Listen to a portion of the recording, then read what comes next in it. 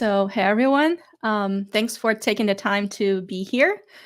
I'll give you a little bit of context of why I chose this topic. We're going to be talking about Java and VS Code, and how you can use VS Code professionally to develop Java projects. I've been working in this industry with Java for the past 18 years, and throughout all these years, I have used a few different IDEs and editors. And as a technologist, that I'm sure some of you will agree as well, we're always curious to try new things. And we never know if something or a tool is going to make us more productive if we don't try, right? So for the past 2 years, I have decided to fully embrace VS Code, give it a try, adopt as my sole IDE. I still like the other IDEs, don't get me wrong, but I decided to give VS Code a try and transform it into my tool for Java development. So we're going to go through a few items during this session. We're going to learn about basic extensions. We're going to learn about Spring support, vulnerabilities, code linting, testing, test coverage, which is usually a premium feature, Docker support, database support, and also microservices support. And before we get started, in case you like to have the exact same extensions that I'm going to show today, you can go ahead and install this extension pack that has the Microsoft extension pack for Java, along with the Spring extension pack and a few other extensions. And without any further ado, let's go directly to the code. So switching back here to VS Code, first of all, when you install all these extensions, you're going to get a really nice overview for Java if this is the first time that you're using Java and VS Code. You can go to the command palette, and if you don't know, you can go to View, Command Palette, or press Ctrl-Shift-P or Command-Shift-P. So let's go ahead and do that. Oops, seems that okay. So let's go ahead and the command palette, and here we can type for Java. So we can create a new Java project. We have many different support here, like many different frameworks: Maven, Gradle, Spring Boot, Quarkus, MicroProfile, JavaFX, Micronaut, and a few others. And you can also, let me open up again. You can also search by Java, and you can open this overview. This will show you everything that you can do. This will also recommend a few extensions that you can install apart from the ones that we have already installed. Key bindings, if you are used to shortcuts from other IDEs, you can also use it. And if you don't have Java, or if you like to update your Java runtime, you can also configure your Java runtime. For this project in particular, I'm using Java 21. Java 22 was just recently released. And if you like to, you can also download other versions of Java that are available. And again, we have many vendors available. There is no vendor lock-in in VS Code, and you are freely to use anything that you like. So let me go back to this project that I have. I have a very simple REST API. And by the way, I have used Copilot to generate most of this code for me, which was very helpful, that Mark just showcased to us. So this is a very simple project, and I have my pom.xml with the Spring started. In order to create this project, what I did was go back to my View command palette, and of course, you can search by Spring, and you get the Maven project. I'm still Maven, but if you prefer Gradle, you can go ahead and create with Gradle as well. A Maven project, you select your version. I have a package name. Notice that I already have my package name. I don't have like the default that you get from the start.spring.io. Then you have the default name for the demo. You can give any name that you like. And then let's see some packages. We'll definitely need web for a RESTful API, JPA as well, so we can access the database. You can use Postgres, you can use MySQL, Microsoft SQL Server, any database that you like. Let's see, Docker support. This is really nice, and maybe test containers as well, since this is really nice to have. Again, I can search for any dependencies that I have, and this is a very similar experience that you get by using start.spring.io. And you can press enter, it's going to select, a folder in your computer where it's going to create the project. Now, you notice that I already had a few items selected for me. And this is because in my settings, I have some defined default values. So this is Java 11. I probably have to update this, but I'm choosing Java over Kotlin. This is the default project name, the package. I like to use start.spring.io. I'm using jar files. So you can skip a few of the questions that you get in start.spring.io. And at the end, it's going to create the same source code that you would get at Spring at the Spring website. So once we have our project created, let's say that you forgot to add any dependencies. Usually what we do a Control-C, we copy a dependency, and then we paste it here and try to modify. But what I really like, because I always like to use the approach of start simple and then start adding complexity to my projects. So let's say if I would like to add Spring Security, which is a package that I don't have, you notice that I have this add Spring Boot starters. Other way that you can get this is by also right-clicking and then add starters. And there we go. We can remove anything that we don't need anymore. We can add new starters, and that will update the pom.xml. So that's really nice. I really like this feature.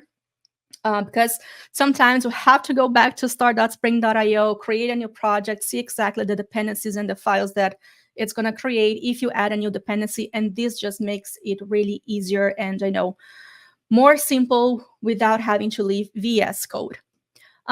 So we develop our project. Let's see, let's open the controller class. This is a very simple REST API that we have. We have a service layer as well. And then we have, the get, post, put, and delete mapping.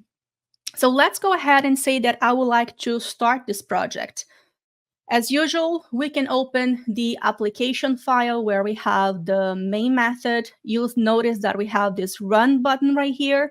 Another way to start the project is through this play button, where we can choose between run or debug the project. This button is available regardless of the file that you have open.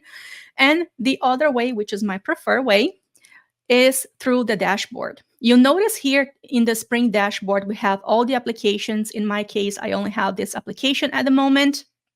We also have all the beans and the endpoints. And this is really useful, and I'll show you in a moment. Let's go ahead and start this application. Hopefully everything is going to work out. Might take a few seconds to bring up the application. And there you go. Notice that now everything is green. We can stop. We can restart the application. We also have this little toolbar right here on the top that you can move and also control your application. You have all the beans. And notice something that is really, really nice, especially if you have to do some debugging or if you're trying to learn an application, what the application is doing. The controller, we have the service that has been injected, and the injection has been done through the constructor. If we go to the service, let's open the service, you will see that the service has been injected in the controller. And now for this class, we have a repository and we also have a mapper because we have a few DTOs here. So this is really nice to learn what's the flow, what's being injected and where, and really, really helpful.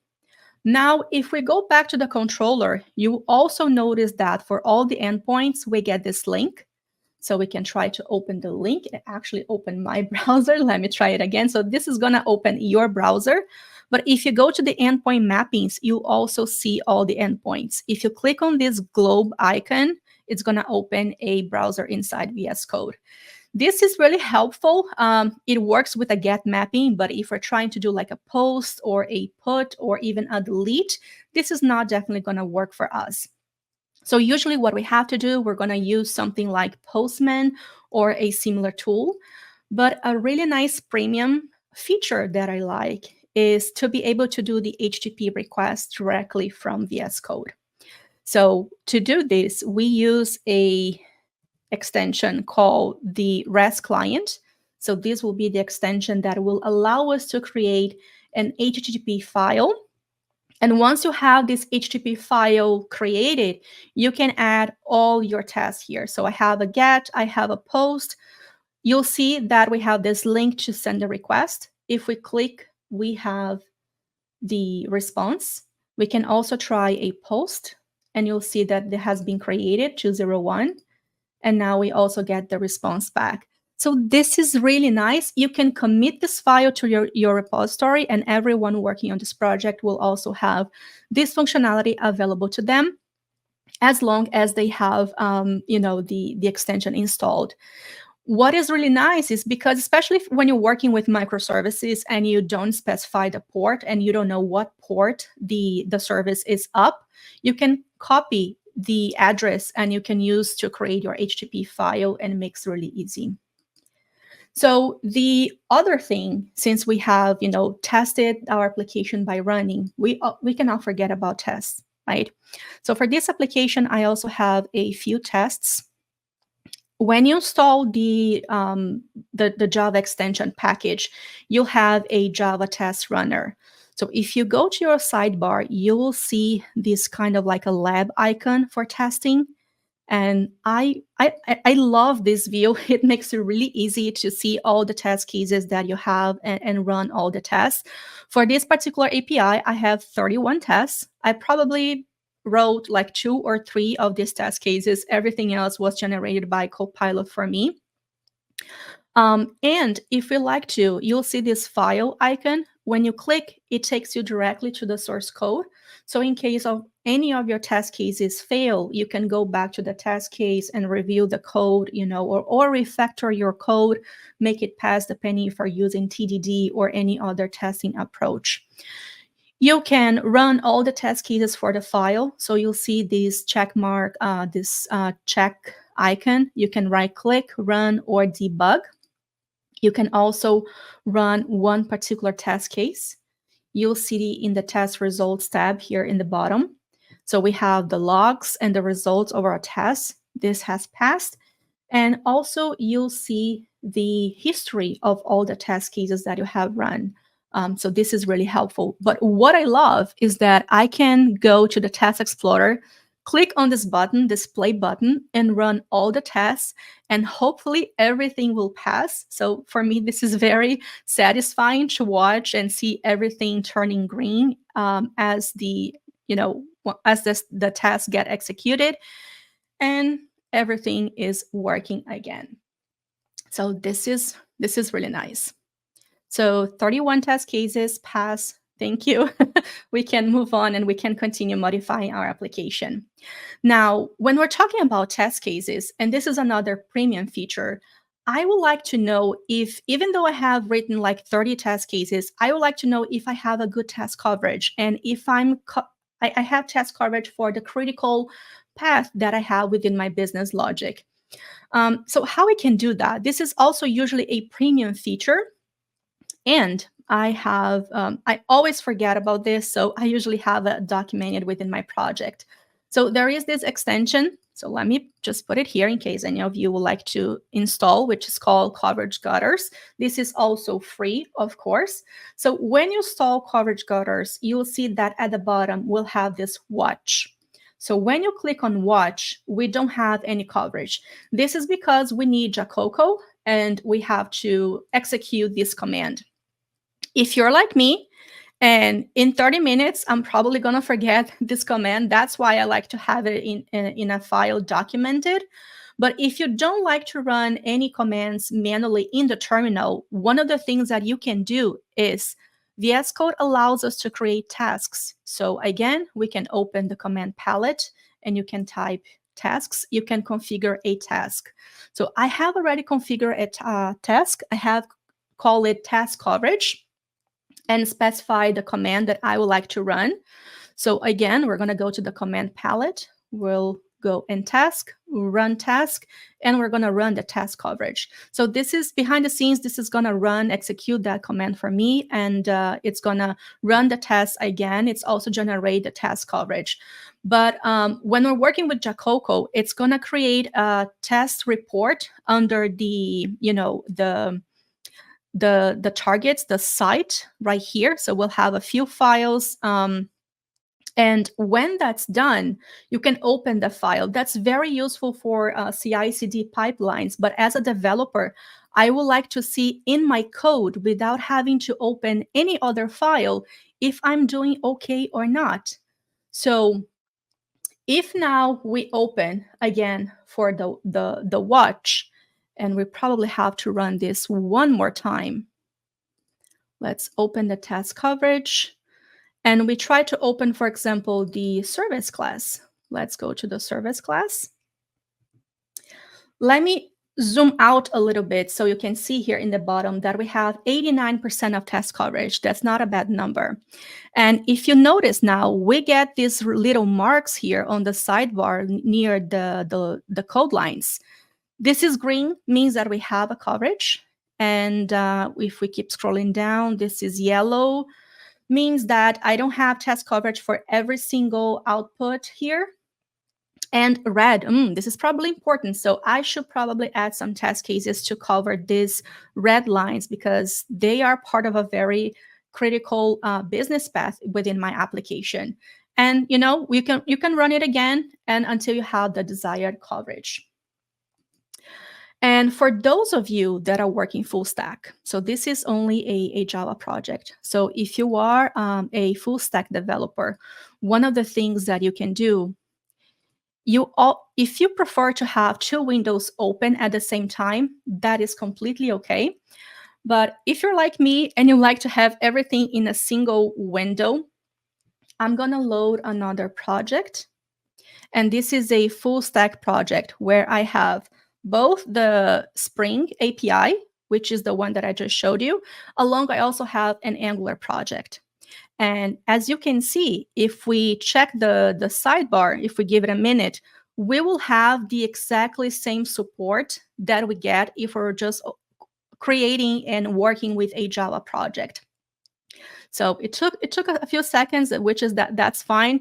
It's gonna scan the project again, and we'll be able to see our applications, the beans, and again, you can work with the full stack projects or multiple projects if you have, without having to leave VS Code. And there we go. We have the same application with the endpoints as well.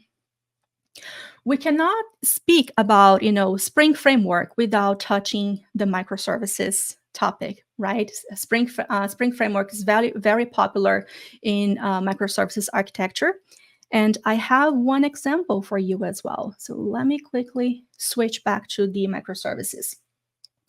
So this is what actually sold me to use VS Code as my go-to tool for Java, especially when working with microservices, is if I need to create a new service, add a new service to my solution, all I have to do is access the Spring initializer, create a new project. I don't need to do anything else. It's ready to go. It's ready to go, and I'm ready to use and encode my new microservice. So, and this is really, really nice to have. So I just loaded the project. Notice that I have a few problems here at the bottom. We can install extensions such as Sneak or check marks, sonar lint, check style, all these extensions that we're used to from other IDEs. And we can get also linting alerts in our application. So for example, this one is telling me that I'm using an old version of Spring. Let me fix that up real quick before we, so I just updated my POM. I'm gonna click on yes, and there we go. Now that error is gone and my project is up to date. So we can keep up to date with all the vulnerabilities. One other thing, and let me quickly double check. Yes, I have Docker up and running. I always forgot to do that. So for this particular service, if we go back to the dashboard, we have all the services. I can start the services. So let's do that. I have my product server, but before, I need to bring up my containers. So we have a Docker here, Docker Compose. This is another premium feature. We don't have an icon right here, but the way that we can do this is right-clicking and do a compose up. If you're like me and you always forget what's the command, or you can install the Docker extension And again, you can do a compose start, and this is going to bring up all your images. So now that we have our images, we can also start our projects. I have test containers here, so I get 2 applications. Let me just run the main one. The discovery service is already part of my Docker image, so I don't have to start it. But as you can see, we can also bring up all the services. If I have multiple applications, we can bring up multiple applications at the same time. You get all the beans, you also get all the mappings. And to finalize here, if we have database, for this particular example of the microservice project, I have MongoDB and MySQL. And I can have an extension for MySQL. If you're using a different database like Microsoft SQL Server or Cosmos DB, Postgres, what have you, you can install the extension that you need for the database support. So for the MySQL, I have this particular e-commerce. I can see that we have this product service. By the way, this is running on top of Docker. I have my tables here, products, and what we can do, we can select the rows, we can open a notebook, have this the SQL prompt where I can execute any SQL query that I would like, and very similar, I have MongoDB as well, just so we know one relational database and one NoSQL database. So I'm gonna open localhost. I have my inventory here, for my inventory service. I can see the documents, and of course, we can see all the documents, and we can also open a playground in case we like to do anything else. So as you can see, you can tailor VS Code according to your needs. Brian and Daniel already showed about the Kubernetes support. If you're working with cloud, all the major cloud providers also have extensions that are available, and you don't actually need to leave VS Code to do anything that you will need to do as a Java developer, regardless of the level of project that you are working with. So with this, thank you so much. I really hope you give it a try, and if you need any help, you can also contact me in my social networks. I'll be happy to help. Thank you.